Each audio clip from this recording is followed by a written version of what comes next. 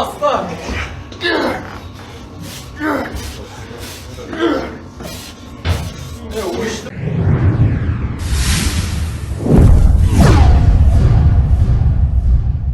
В Праге на чемпионате по армрестлингу случилось то, что поразило зрителей.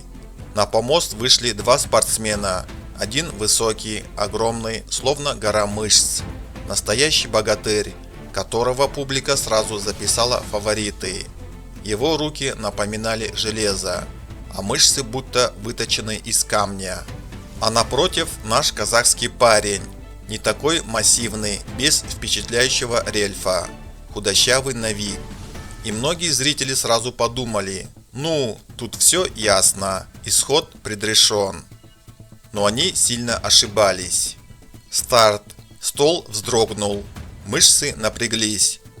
Противник, уверенный в своей силе, начал давить изо всех сил. Казалось, еще секунда и все закончится. Но наш спортсмен не сдавался. В его глазах горел огонь, который не измеришь ни в килограммах, ни в сантиметрах бицепса. Это был огонь духа, силы воли и казахского характера. Секунда за секундой он держал удар. Сначала зрители недоумевали, потом начали вставать со своих мест.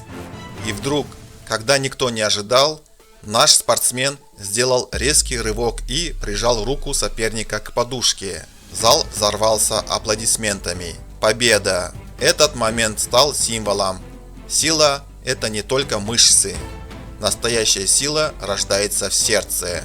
Она в терпении, в умении держать удар и вере в себя. Наш казахский парень доказал всему миру. Неважно, какого ты роста или комплектации.